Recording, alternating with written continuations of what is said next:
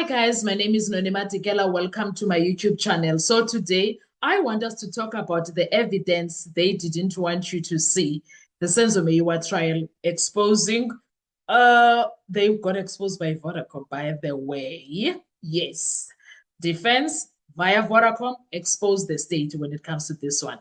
Let's before we get into the video, guys, please make sure you do not forget to like, to share, to comment, and most importantly, please make sure you are subscribed on the channel. Please make sure you are watching the videos up until the end and you are watching the ads that are coming through. When you are doing that, you will be supporting this channel financially and in numbers. Thank you so much. You are very much appreciated. Now, let's get into today's video.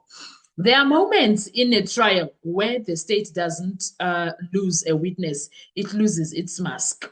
So today, one of those moments that we are going to discuss in this video because it happened. I think it was back in 2024 when this happened in court. Because what happened in the Senzo Meyiwa trial was not a mistake, not a technical glitch, not an oversight. It was a deliberate omission. It was a deliberate omission. And once you see it, you can never unsee it. Let's be very clear.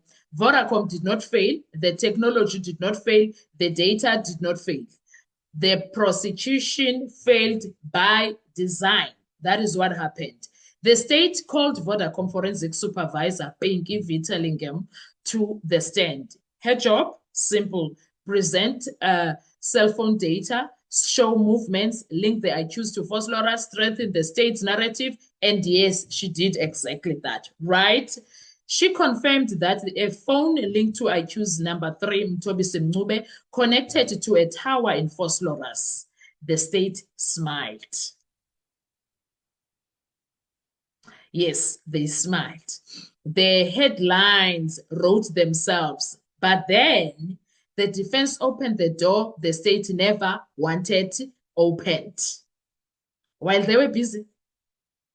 Yes, the defense was like, okay, enough with the smiles. Let's go this way. Can we enter this room quickly, please? They were like, can you open this room quickly, please? And Mngomezulu was the one that dealt with this, and he blew everything up. He blew everything up. Advocate Mngomezulu asked a question so basic, so devastating, that the entire case wobbled.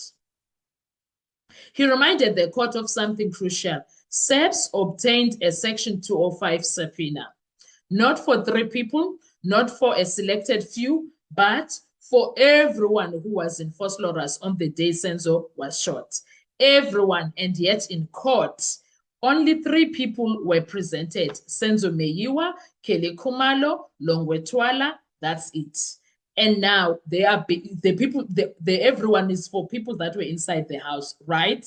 Now they were focusing on Mthobisi Mncube. And Mngomezulu was like, let's look at the other side. Let's look at the other side, okay? Not Tumelo, not other occupants on the house, no surrounding communication, no emergency call, just the evidence that fits the narrative. That is what they did there. You subpoena everyone, you receive everyone's data, but you only show us 3. That is not prosecution. That is curation. You can't do that. Mngomezulu was like, you're not going to do that. So there was a call that could change everything. Then came a bomb. The defense put it on record. Tumelo Madlala, inside the house, immediately after the shooting, called Senzo Meyiwa's brother-in-law, Edward Hlophe, because, wow, that call matters, okay? That call matters because it fixes the timeline, identifies first responders, shows who reacted first, and completely destabilizes the state's theory. Mngomezulu asked the question the state feared. How do I prove a call that the state already has but refuses to give us? That question hit like a sledgehammer. Ubaloyi was not expecting that. Ubaloyi thought this one, they don't read, they don't go through the documents that he gives them. He was under that impression. And then what did Vodacom witness say when it comes to this? She denied it. She didn't dispute it. She didn't deny it. She didn't dispute it. She didn't correct it. She said that question must be directed to the state. That's not an answer. That's an admission. Yes, everybody's Section 205 is there for the people that were inside the house. Now, that makes it look like there is missing evidence. The state never showed the court or us as South Africans. Then it got worse. The court had that Kelly Khumalo allegedly called Chicco Twala. The court had that, that she called after Senzo was shot, while Chicco Twala was also at some point at Butselong Hospital, okay? But again, no number disclosed, no call logs shown, no Vodacom exhibit.